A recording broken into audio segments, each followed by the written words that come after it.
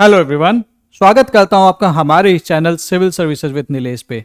150 दिन बचे हैं, जनवरी आ गया है। सो टाइम आ गया है कि हम प्रीलिम्स पे शिफ्ट होने लगे। इस टाइम पे बहुत सारे बच्चे आप में से ऐसे जरूर होंगे जो ये बोलेंगे, सर अभी तो मेरा मेंस तैयार नहीं है, तो क्या मुझे वाकई में प्रीलिम्स के बारे में सोचना चाहिए। समझते हैं एक छोटी सी जानकारी के साथ। ये यूपीएससी सीएससी 2024 की सिचुएशन है। अगर आप देखेंगे कितने एप्लीकेशंस भरे गए थे, लगभग जो डेटा है उसके अकॉर्डिंग 13.5 लाख बच्चों ने फॉर्म भरा था। कितने बच्चे सेलेक्ट हुए प्रीलिम्स में? 14,000। मतलब अगर आप इसका एक रफ कैलकुलेशन निकालेंगे तो इट इज़ नियरली, अगर आप यहाँ से यहाँ पे जाएंगे तो ये लगभग 90 में से एक बच्चा होगा। 90 में से एक बच्चा ऐसा है जो प्रीलिम्स के बाद मेंस लिखेगा। उसके बाद अगर आप यहां से जाएंगे, जिन बच्चों को का इंटरव्यू था, तो 14,000 में से लगभग 3,000 बच्चों की कॉल आई। मतलब हर एक 5 बच्चे में लगभग एक बच्चा था। यानी कि जितने बच्चे मेंस लिखेंगे उसमें से एक बच्चे का कॉल आएगा। और अगर आप यहां से जाएंगे तो इतने बच्चों को फाइनली सीट मिलेगी, यानी कि लगभग 3 बच्चों में से या 2.8 बच्चों में से एक बच्चे का फाइनली सिलेक्शन होगा।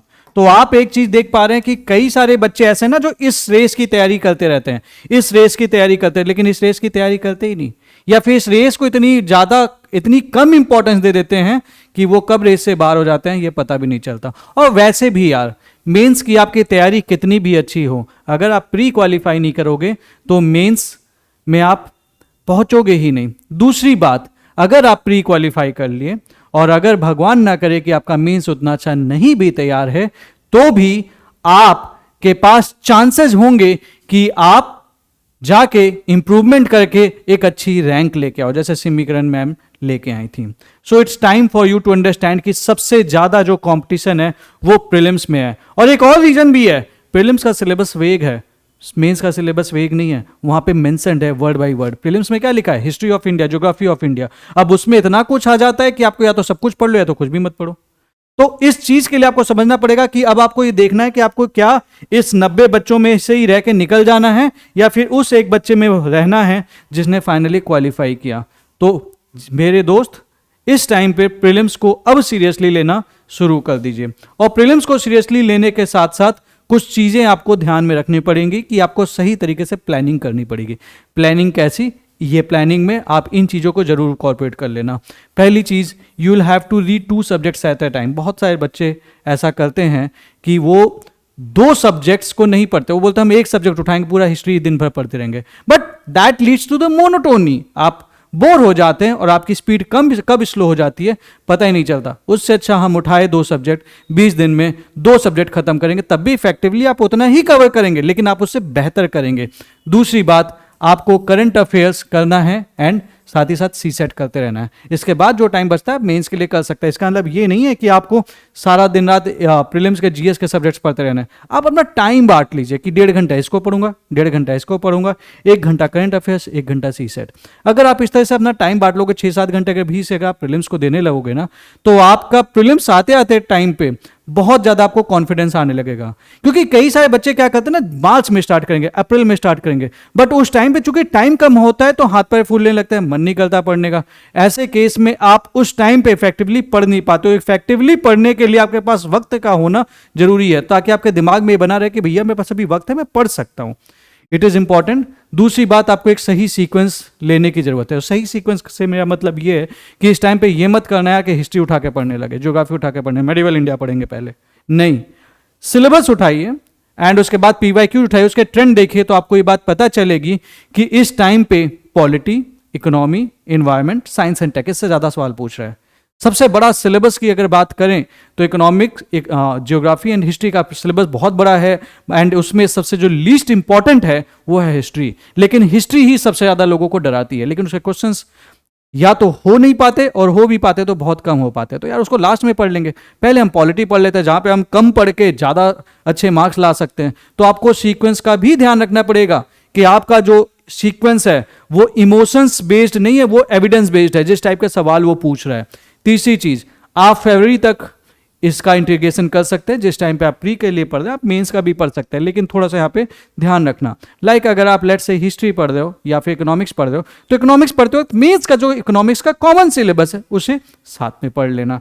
इससे फायदा ये होगा कि आपका प्री और मेंस साथ साथ तैयार होता रहेगा और आप भी आउट ऑफ टच फील नहीं करेंगे। चौथी चीज, कोशिश ये करो आपका जो भी ऑप्शनल है अभी तक अगर डिसाइडेड नहीं है तो फरवरी तक एटलीस्ट अपने ऑप्शनल का पेपर 1 जरूर कर लो। इट इज इंपॉर्टेंट, क्योंकि उस टाइम पे टाइम जब कम रहता है तो समझ में नहीं आता है।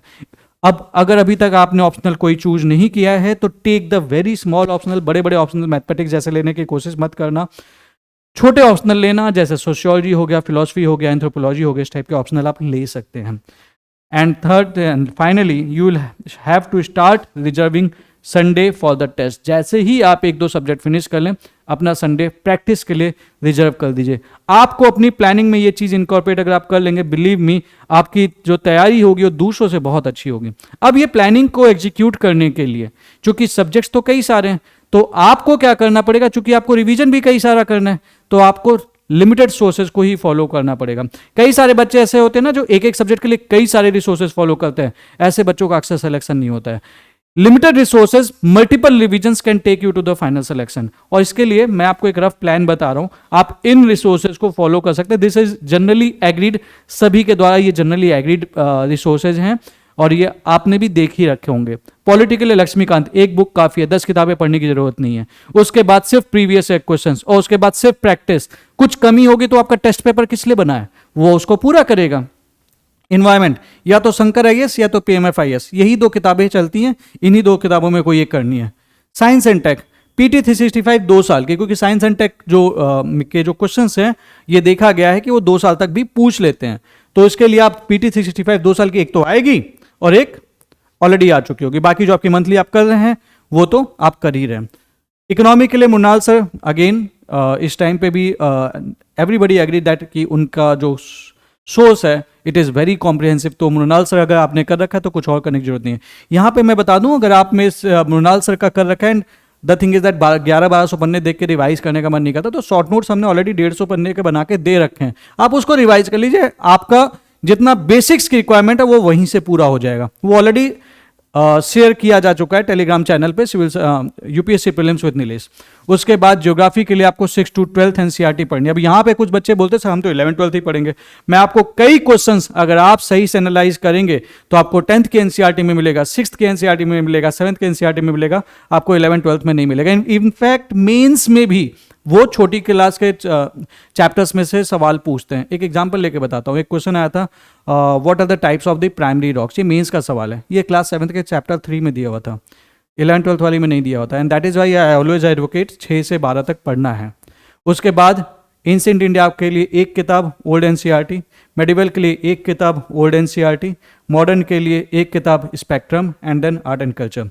सीक्वेंस वाइज अगर मैं बात करूंगा तो आपको एक सबसे पहले एक पॉलिटी करनी चाहिए, साथ में इन्वायरमेंट कर लीजिए, तीसरे और चौथे नंबर पे आपको science and tech and economy करना चाहिए, 5वें नंबर पे ज्योग्राफी। उसके बाद इस टाइम पे एंशिएंट वगैरह से सवाल ज़्यादा आ रहे हैं, आर्ट एंड कल्चर से ज़्यादा आ रहे हैं, तो 6, 7, 8 एंड मेडिवल इंडिया सबसे लास्ट में करना चाहिए। कई बच्चे तो मेडिवल इंडिया छोड़ के चले जाते हैं। अगर ये नहीं करोगे तो इससे ज़्यादा अच्छा है कि आप ये शॉर्ट नोट्स कर लेना जो ऑलरेडी हमने टेलीग्राम चैनल पे शेयर कर रखे हैं, वो भी करके चले जाओगे तो रिक्वायरमेंट पूरी हो जाएगी। उसके अलावा कुछ समरीज आपको करने की ज़रूरत है, जो कि इकोनॉमिक सर्वे पूरा पढ़ने की ज़रूरत नहीं है। अगर टाइम मिलेगा तो आप पढ़ सकते हो, अदरवाइज इकोनॉमिक सर्वे जो अगला आएगा उसकी समरी, बजट की समरी, इंडिया ईयर बुक की समरी पढ़ लीजिएगा। ये बहुत इतनी मोटी किताब होती है, पूरी बुक पढ़ने की जरूरत नहीं है। लास्ट ईयर भी मैंने जो समरी शेयर की थी चैनल पे उससे 2 सवाल स्ट्रेट आए थे। उसके अलावा करंट अफेयर्स के लिए मैं बता दूं बहुत सारे बच्चे आप में से ऐसे हैं जो पीटी 365 के लिए वेट करते हैं। हम क्या कर रहे हैं, हम विजन आईएएस की जो मैगजीन आती है मंथली, हम उसके शॉर्ट नोट्स बना रहे हैं and that is completely free, जो यहाँ पे शेयर किया जा रहा है यूपीएससी प्रीलिम्स विद नीलेश। इसी मंथली मैगजीन में से जो विजन की मंथली मैगजीन है उसी से पीटी 365 बनती है। करंट अफेयर्स चेंज नहीं होता। तो हमने क्या किया, उसमें से प्रीलिम्स रिलेटेड जो भी कंटेंट है वो 20 से 25 पन्नों में या मैक्सिमम 30 पन्नों में हमने उससे निकाल लिया है। उतना ही काम का है। उतना ही आपको पढ़ना है। उसकी अलग हर मंथ की हमने एक मैगजीन शेयर कर रखी है, simply join this channel and वहां से जाके वो मैगजीन डाउनलोड कर लियो और पढ़ डालिए। 2-2 दिन में, 1-1 महीने का आराम से कर लोगे एंड करंट अफेयर्स अगले 20 दिन के अंदर आपका साल भर का तैयार हो जाएगा, आपको पता भी नहीं चलेगा। तो this you can do for the current affairs, और उस instead of waiting for the PT 365 ये ज्यादा अच्छा होगा कि आप जनवरी में करंट अफेयर्स तैयार कर ले, फ्री हो जाएं एंड उसको रिवीजन पे डाल दें। एंड मैं ये इनिशिएटिव चलता रहेगा, हम आपको फ्री लाइक दिस मंथली जो शॉर्ट नोट्स है हम देते रहेंगे। तो ये आपका जब पूरा होता रहेगा, आप उसको सिंपली रीडिंग करते रहना है, पढ़ते रहना है, रिवाइज करते रहना है, मल्टीपल रिविजन्स करेंगे, टेस्ट देते रहेंगे, करंट अफेयर से आप कभी परेशान नहीं होंगे। देन पीवाईक्यू इतना तो आपको जरूर करना है 2011 से लेकर 2024 तक, this is important to understand the trend. And finally 30-35 test भी तो देने हैं। तो यार इतना जब करने लगोगे तो क्या आपका मेंस की तैयारी नहीं हो रही है, सोच के देखिएगा। और उसके अलावा अगर आपने इतना चीज कर लिया तो आपका प्रीलिम्स रुकेगा भी नहीं। लेकिन इन रिसोर्सेज को पढ़ना है आपको इस तरीके से कि आप इसको रिटेन कर सकें एंड रेगुलर बेसिस पे रिवीजन कर सके, प्रैक्टिस कर सके, फिर रिवीजन कर सके, फिर प्रैक्टिस कर सके। और इसके लिए अपने रिसोर्सेज को ध्यान रखना कि आपको लिमिटेड रखना है। कमिंग टू इट, एक रफ प्लान दे रहा हूं आपको आज, क्योंकि सीधी सी बात है 2025 है, नया साल है, एक छोटा सा टारगेट दे रहा हूं। ऑल्दो हम जो फ्री मैराथन फॉलो कर रहे हैं उसमें रफली यही प्लान लेके चल रहे हैं, बट इन द केस आप उसका पार्ट नहीं है तो अपने लिए सही, अपने अकॉर्डिंग एटलीस्ट थोड़ा सा ये रफ प्लान लेके बना लेना। आपको मैं बता रहा हूं बहुत हेल्प मिलेगी and ultimately you will end up as winner. Polity and environment, ये सेक्शन जरूर कर लीजिएगा बाय 24 ऑफ जनवरी 2025। 24 दिन का टाइम अच्छा खासा है, ठीक है। सीसेट के वीडियोज आपको इसी चैनल पे मैंने ऑलरेडी शेयर कर रखे हैं। आप पर डे अगर एक वीडियो देखते हो तो 24 वीडियोज आराम से कवर कर सकते हैं। सीसेट को इस टाइम पे इग्नोर नहीं करना है, फ्री वीडियोज हैं, अच्छे वीडियोज हैं, पेड वीडियो से ज़्यादा अच्छे वीडियोज हैं। तो 50 टोटल 51 वीडियोज हैं, 51 डेज में एक वीडियो भी आप देखते हैं ना खत्म हो जाएगा। मैथ्स एंड कॉम्प्रिहेंशन इस टाइम पे बहुत इंपॉर्टेंट है, मैथ्स बहुत ही ज़्यादा इंपॉर्टेंट है जैसा वो सवाल पूछ रहे हैं। तो अगर आप इसको ये वीडियोस देख लेते हो तो बिलीव मी आपको सीसेट के लिए कुछ और करने की जरूरत नहीं पड़ेगी। उसके बाद सिर्फ और सिर्फ प्रैक्टिस बचती है। तो दिस यू कैन डू 24 जनवरी तक। उसके बाद बाय 20 फरवरी, लगभग एक महीने का टाइम है आपके पास, finish the science and tech and economy. ये मैं इसलिए कह रहा हूं क्योंकि साइंस एंड टेक छोटा है, इकोनॉमी बड़ा है, समझिएगा। तो इकोनॉमी थोड़ा सा आपका टाइम लेगा, बट साइंस एंड टेक तुरंत खत्म हो जाएगा। तो 20 फरवरी तक आपको ये कर लेना है। लेकिन साथ ही साथ इस ये वाले जो 4 सब्जेक्ट्स हैं, 2 सब्जेक्ट्स हैं, इसका आपको एक रिवीजन कर लेना है। इसका एक रिवीजन आपको कर लेना है इस टाइम तक, क्योंकि ऐसा नहीं करना है। बच्चे यहीं पे गलती करते हैं, ये चीज समझना कि हम पढ़ते हैं फिर नया पढ़ने के लिए हम पुराना छोड़ देते हैं। ये सबसे बड़ी समस्या है और इसलिए हम जो पढ़ते हैं हमको याद नहीं रहता। और ऐसे ही बच्चे अक्सर गलती करते, तो आपको वो नहीं करना है। भैया मॉर्निंग का 2 घंटा स्टार्टिंग का रख दो सिर्फ रिवीजन के लिए, उसके बाद पढ़ना शुरू करो, आराम से ये चीज कवर कर लोगे। और उसके बाद 31 मार्च तक का लगभग 40 दिन का टाइम दे रहा हूं। ज्योग्राफी, हिस्ट्री एंड जो समरीज मैंने बताई थी वो आप फिनिश कर लें, ठीक है। और इस दौरान आपको एक काम और करना है, ये रिवीजन कर रखा था, इसका +1 एक रिवीजन कर लेना है और इसका +1 एक रिवीजन कर लेना है। अगर आप सोच के देखिए, आपका पॉलिटी एनवायरनमेंट एक बार रिवाइज हो गया, यहां तक आते थे मार्च तक आते 2 बार रिवाइज हो गया। आपको क्या कॉन्फिडेंस नहीं हुआ? एक बार तो पढ़े होगे, 2 बार रिवाइज कर चुके होगे। इसका यहां पे आते थे एक रिवीजन हो गया, ठीक है। उसके बाद आप आएंगे अप्रैल में। अप्रैल में आपको कुछ नया नहीं पढ़ना है, mainly primary revision, practice and जो शॉर्ट नोट्स आपने बना रखे होंगे वो करना है। और रिवीजन किसका करना है? अगेन कम से कम इसका एक रिवीजन आप कर लेना, इसका एक रिवीजन आप कर लेना एंड इसका एक रिवीजन। तो इसका economy and science and tech के आप 2 रिवीजन कर चुके होगे अप्रैल में, इसके आप 3 रिवीजन कर चुके होगे, इसके आप 1 रिवीजन कर चुके होगे। अगर इस तरह से आप अपनी साइकिल बनाते हो ना, बिलीव मी आप अल्टीमेटली बहुत अच्छे से आप चीजों को कवर अप करते चले जाओगे, आपको खुद नहीं पता चलेगा। इसमें देखो यार, मैंने करंट अफेयर्स नहीं लिखा है, बट ये अंडरस्टूड होना चाहिए कि करंट अफेयर्स आपको रिवाइज करना है। संडे अब लाइक 24 जनवरी तक आपने चलो कर लिया, उसके बाद जो भी संडे आएगा उसे हमें रिजर्व कर देना है संडे के टेस्ट के लिए। ये बहुत इंपॉर्टेंट है, ज्यादातर बच्चे ये नहीं करते क्योंकि टेस्ट देने में दुख होता है, टेंशन होती है। वो मत करना, संडे को टेस्ट जरूर देना, क्योंकि अगर आप अपने आप को जज नहीं करोगे तो कौन जज करेगा आपको। यूपीएससी में डायरेक्ट जाके खेलने चले जाते हो, यूपीएससी बोलता है भैया हो गया तुम्हारा, तुमने को अब हम सिली मिस्टेक करवाएंगे, और आप डर जा, आप वो हड़बड़ी में वो गलती कर जाते हो।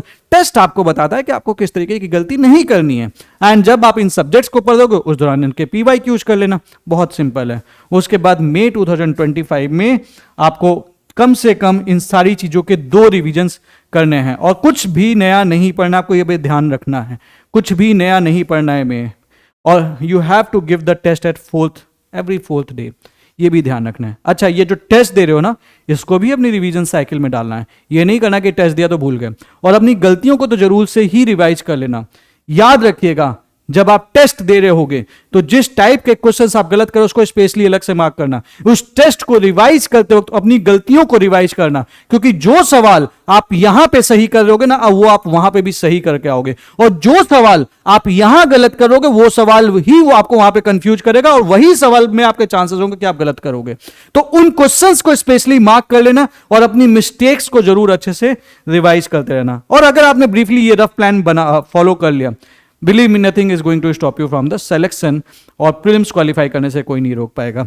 एंड कुछ चीजें आपको ध्यान रखनी है, keep your preparation PYQ centric, not the coaching oriented. Teacher क्या पढ़ा रहा है उससे पहले ये देख लो कि PYQ के अकॉर्डिंग बता रहा है कि नहीं बता रहा है। सीधी सी बात है, PYQ इज द किंग। बहुत सारे ऐसे भी बच्चे जो कोचिंग का टेस्ट देते ही नहीं है, they do the PYQ, they analyse the PYQ and that's it, उनका सिलेक्शन हो जाता है। बहुत सारे बच्चे बहुतों कोचिंग का टेस्ट देते रहते हैं, सिलेक्शन नहीं होता, क्योंकि वो PYQ पे ध्यान नहीं देते। यार देखो, सीधी सी बात है, प्रीलिम्स का जो सिलेबस है ना, उन्होंने बहुत ही वेग स्टेटमेंट्स लिखे हैं हिस्ट्री ऑफ इंडिया। यार हिस्ट्री ऑफ इंडिया में बहुत कुछ आता है, अब वो चीज उन्होंने ठीक से एक्सप्लेन नहीं की है। कम से कम मेंस में डिफाइन तो किया है कि हम क्या क्या किस किस डायरेक्शन में पूछना चाहते हैं। प्रीलिम्स में वो चीज डिफाइन नहीं है, तो PYQ ही आपको डायरेक्शन देते हैं, अदरवाइज आप डायरेक्शनलेस हो जाओगे। दूसरी चीज, बहुत सारे बच्चे टोटल टाइम इस पे परेशान होते हैं और इसको फोकस नहीं करते, ये गलती करते हैं। Static yet remains the king, ये आपको धोखा दे सकता है, ये कभी धोखा नहीं देगा। तो स्टैटिक को बहुत अच्छे से तैयार करना है। इसका मतलब ये नहीं है कि हमें करंट छोड़ देना है, but static is the king, तो स्टैटिक पे बहुत अच्छे से ध्यान देना है। और ये भी मैं बता दूं, बहुत सा ये चीज चलता है ना, there is the linkage PYQ plus static, current plus static, ये लिंकेज चलता है, करंट प्लस स्टैटिक। तो मैं इसमें बता दूं, इसमें काम स्पेशली स्टैटिक की नॉलेज ही रिवाइज कराई जाती है, वो आपकी स्टैटिक की बुक में ऑलरेडी दिया हुआ है। तो अगर आपने उससे रिलेटेड करंट अफेयर्स नहीं भी पढ़ा होगा, तो भी चूंकि आपको स्टैटिक पता था, वो क्वेश्चन आप कर ले जाओगे। कई बार होता है, जैसे मनी बिल पे सवाल आ गया, अब ये लिंकेज दिखाने के लिए कई टीचर्स क्या करेंगे, आपको वो दिखाएंगे कि भैया ये मनी बिल पास हुआ था, वो देखो इस वाले असेंबली में पास हुआ था, वो देखो इस वाले पार्लियामेंट में पास हुआ था, इसलिए क्वेश्चन आया था। अरे यार, कॉन्स्टिट्यूशन का है तो ऑब्वियस सी बात है, कुछ ना कुछ बिल तो पास हो ही रहा होगा, कभी ना कभी मनी बिल तो पास होगा ही, तो ऑब्वियस सी बात है कि उसके बारे में कोई न्यूज होगी ही।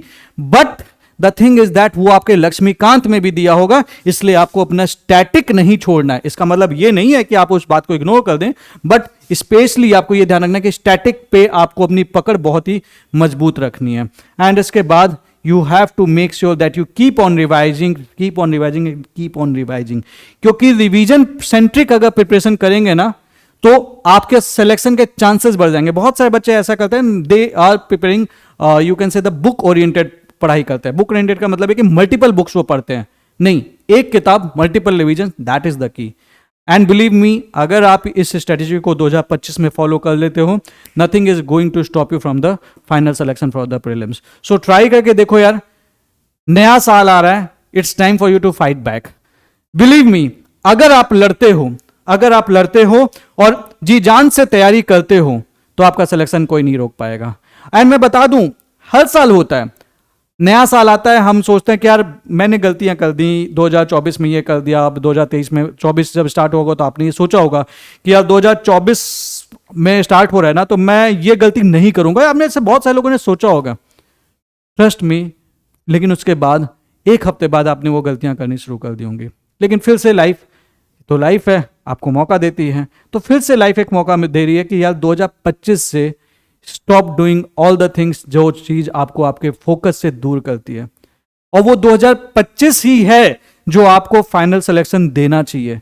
ये मत प्लान करो कि यार 2025 में नहीं कर पाएंगे तो 2026 के लिए प्लान करेंगे। बहुत सारे बच्चे हैं ऐसे जो मुझे कभी कभी फोन करते हैं, बोलते हैं सर अगर इसमें नहीं कर पाया तो मैं नेक्स्ट अटेम्प्ट में करूंगा, इसमें नहीं कर पाया तो नेक्स्ट अटेम्प्ट में करूंगा। मेरा कहना है कि आपको क्यों अगले प्लान के लिए सोचना है, क्यों अगले अटेम्प्ट के लिए सोचना है? क्यों नहीं आप ये सोचा कि अगर suppose this would have been your last attempt, तो आप क्या करते? क्या आप ये बात मुझसे करते? आप नहीं करते। तो उस तरीके से क्यों नहीं तैयारी कर लेते हैं कि यार एक बार जी जान लगा के तैयारी करूंगा, सिलेक्शन लूंगा और निकल जाऊंगा इस रेस से, क्योंकि ये जंगल है भैया जी, ये जंगल है और बहुत बुरा जंगल है, फंस गए तो फंसे रह जाओगे। तो मेरी आपको सीरियसली सलाह ये है कि 2025 को लिए में आने वाले टाइम में कुछ ऐसा कर जाइए, कुछ ऐसा कर गुजर जाइए कि 2026 में आपको यूपीएससी जैसे एग्जाम के लिए एटलीस्ट तैयारी ना करनी पड़ रही हो। और उसके लिए पहला स्टेज है प्रीलिम्स, जिसके बारे में मैंने आपसे बात की, एंड इसको अप्लाई करके देखना, बिलीव मी, अल्टीमेटली सफलता आपके कदम चूमेगी। So that's it. एंड अगर आपको ये बात समझ में आई हो तो कमेंट सेक्शन में मुझे जरूर बताना कि क्या आप इन चीज़ों को अपने अटेम्प्ट में अप्लाई करोगे, यस या नो में मुझे जवाब कमेंट करके जरूर बताना। All the best, thank you very much.